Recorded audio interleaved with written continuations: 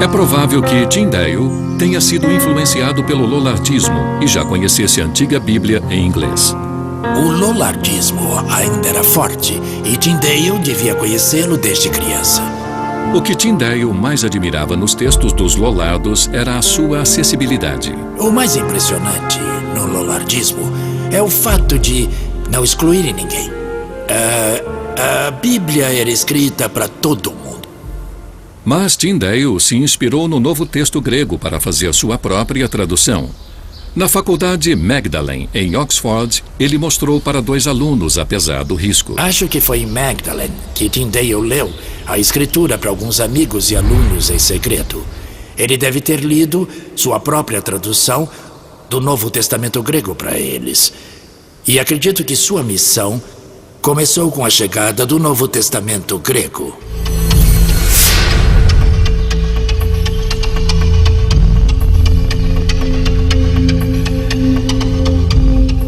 Tyndale não foi o único. Do outro lado da Europa, este foi o estopim de movimentos religiosos. O maior deles eclodiu em Wittenberg, na Alemanha. Lá, um monge chamado Martinho Lutero havia estudado o Novo Testamento minuciosamente, assim como Wycliffe. Isso resultou em um embate com as autoridades da igreja. Para ele, o poder e a riqueza da igreja eram uma exploração inaceitável dos fiéis. Sua revolta deu início ao que chamamos hoje de Reforma Protestante. Ela dividiu a Europa para sempre e guerras religiosas devastariam o continente por 1 século e meio. Acho que não aconteceu nada de inevitável durante a época da Reforma. Mas essa briga tocava em questões muito profundas: a salvação e a entrada no paraíso. E o que os protestantes afirmavam era que eu e você não podemos fazer nada pela nossa salvação. Tudo está nas mãos de Deus. A mensagem de Lutero é essa. O problema é que a igreja medieval afirmava: você pode tomar atitudes sim para ser salvo. Existe um lugar chamado purgatório onde você pode passar um tempo. Podemos orar por você para ajudar a entrar no paraíso. Lutero era contra essa ideia de que você e eu podemos fazer alguma coisa. Lutero insistia que a fé, e apenas a fé, era a chave para a salvação. Isso feriu o papel da Igreja Católica como a intermediária privilegiada entre os fiéis e seu Deus. Surgia assim a base do protestantismo. Lutero não se calou com as ordens do Papa, e foi isso que causou a divisão. Ela é uma das monarquias mais tradicionais da Europa. No Discovery Channel.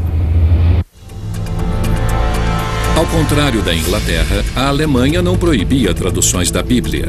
Em 1522, Lutero publicou sua própria versão em alemão do Novo Testamento. Apesar de suas origens heréticas, esta versão foi um sucesso.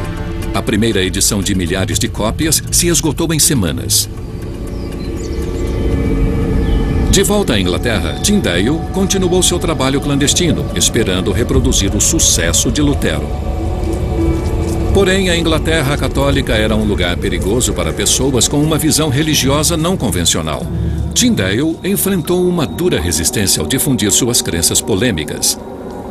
Ele foi intimado pelo tribunal eclesiástico por disseminar a heresia. Embora tenha conseguido se defender, Tyndale foi desacreditado. Porém, permaneceu convicto em levar a palavra de Deus para o povo inglês. Se Deus me permitir, em poucos anos, poderei fazer um menino lavrador compreender as Escrituras melhor do que tu. Wer unter dem Schirm des Höchsten sitzt und unter dem Schatten seiner Lichten bleibt, der spricht zu den Herren. Na Alemanha, os protestos de Lutero foram apoiados pelo líder local. Na Europa Católica, Wittenberg se tornou um refúgio da Reforma, uma cidade onde as missas e a Bíblia adotaram a língua nativa. Mas na Inglaterra, tamanha aprovação estava fora de cogitação. No entanto, em 1524, Tyndale saiu do país decidido a publicar sua versão. Não se sabe ao certo para onde ele foi. A Alemanha era o destino mais provável.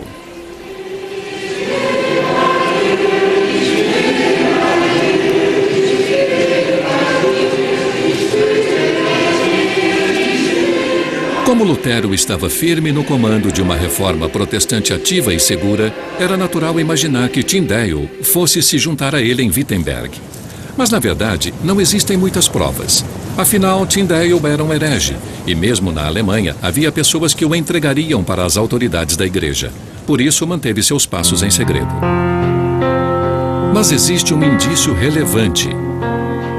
O livro de matrículas da Universidade de Wittenberg, que ainda existe. Todos os alunos eram obrigados a se registrar e jurar lealdade às regras e estatutos da universidade. Sob o número 1508, encontramos o nome do irmão Martinho Lutero de Mansfield, o mesmo homem que deu início à reforma de Wittenberg. E quando estudiosos examinaram o livro em detalhes, outro nome surpreendente surgiu. Em 1524, exatamente o ano em que Tyndale fugiu da Inglaterra, o manuscrito exibe o nome latino Guilhelmus Dalton ex Anglia, ou William Dalton da Inglaterra.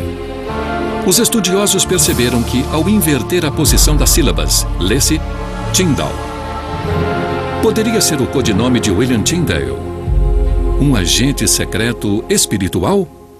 Tudo o que sabemos é que Tyndale terminou sua tradução do Novo Testamento na Alemanha. À sua volta, ele ouvia os sons de uma língua estrangeira, mas isso não abalou sua devoção à língua materna.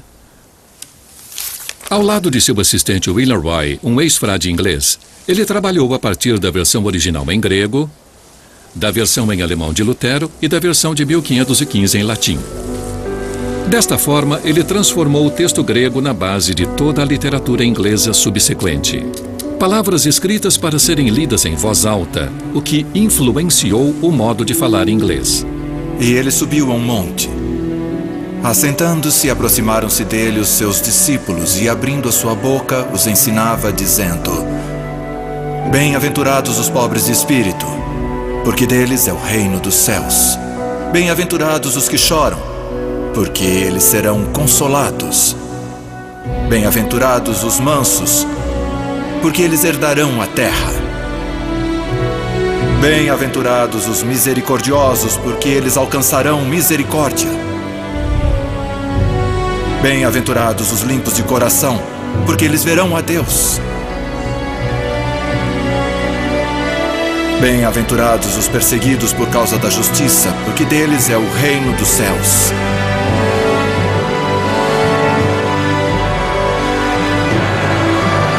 A linguagem usada por Tyndale foi revolucionária. Seu estilo era simples e ele enfatizava a fala do dia a dia dos ingleses, natural e direta.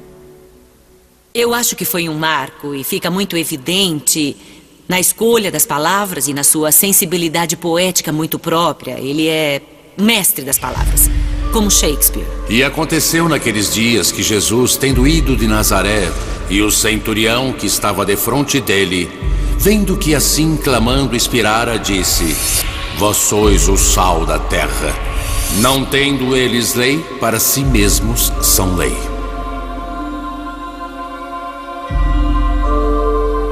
A influência foi notável. A linguagem dele ainda perdura no nosso mundo. Mas o livro foi revolucionário de outra maneira. Tendo como base o texto original grego, a tradução de Tyndale revelou uma visão muito diferente do cristianismo. Como Wycliffe e Lutero, Tyndale acreditava que esta visão havia sido distorcida propositalmente pela antiga Bíblia em latim, usada pela Igreja Católica. E ainda que distribuísse toda a minha fortuna para sustento dos pobres, Mais uma vez, recorrer à escritura original teve um efeito drástico. As próprias palavras do Novo Testamento de Tyndale expressavam uma teologia subversiva. Em vez da palavra padre, ele utilizou presbítero ou ancião, diminuindo assim os poderes sagrados da igreja. O amor é sofredor, é benigno. Em vez de caridade, que implicava ser possível barganhar a entrada no paraíso, ele usou amor. Agora, pois, permanecem a fé, a esperança e o amor. Estes três. Porém, o maior destes é o amor. E na tradução de Tyndale, a grande hierarquia da igreja havia se tornado apenas uma congregação.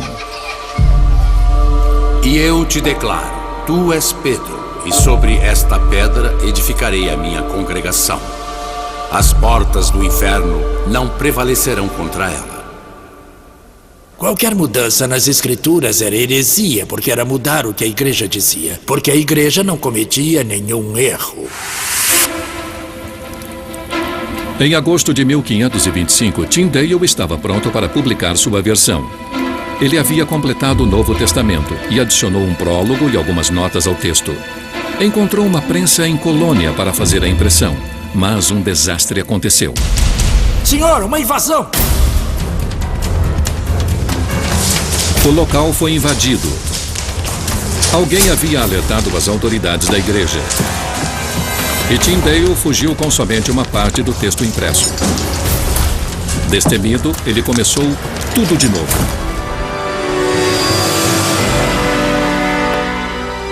Finalmente, em 1526, Tyndale publicou seu Novo Testamento, que daria início a uma revolução. Por ser muito pequeno, seu próprio tamanho era subversivo. As Bíblias da igreja eram livros grandes, mas o Novo Testamento de Tyndale resultou num livro bem pequeno. Quando foi idealizado, era um livro perigoso, por isso o tamanho menor, para poder ser escondido. Mas ele também cabe nas mãos, e o fato de ser tão portátil o torna parte do dia a dia da pessoa.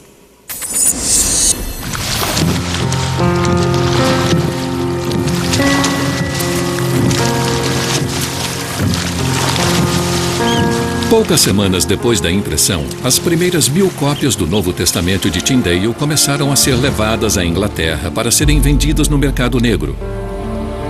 Tornou-se um best-seller. O governo reagiu com uma perseguição violenta. O Novo Testamento de Tyndale foi queimado em praça pública. Logo, as chamas não estavam apenas engolindo livros, mas também pessoas. Diz Paulo em Romanos: porque eu não me envergonho do Evangelho de Cristo. Pregadores que difundiam a palavra para grupos de transeuntes foram presos e levados à fogueira. Porém, a coragem fanática dos reformadores confirmou a força da Bíblia de Tyndale. Ela é uma das monarquias mais tradicionais.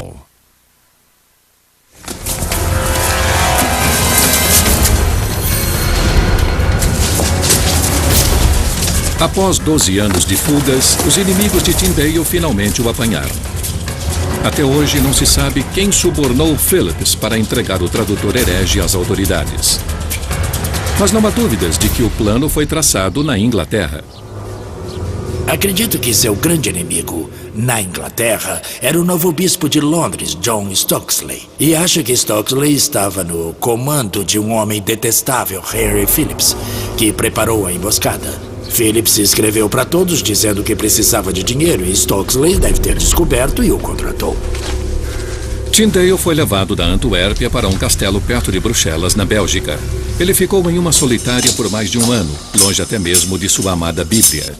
A partir dali, o homem com o maior domínio da língua inglesa, na minha opinião, depois de Shakespeare, ficou sem ouvir sua língua por 500 dias. Falavam flamengo ou latim. 500 dias sem luz, sem livros, sem nada. Ele nunca duvidou de sua fé. Em outubro de 1536, enfrentou sua última provação.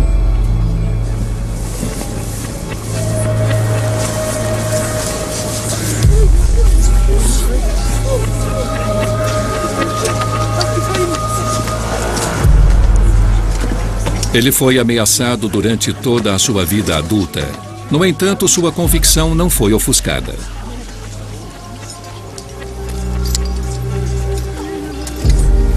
Até o fim, sua vontade era levar a Bíblia aos ingleses. Senhor, abra os olhos do rei da Inglaterra!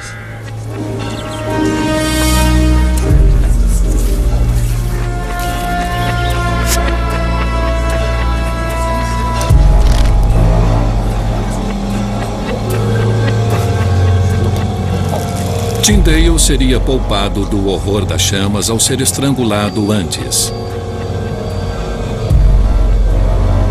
Mas quando o fogo se ergueu ao seu redor, ele recobrou a consciência. O serviço havia sido mal feito.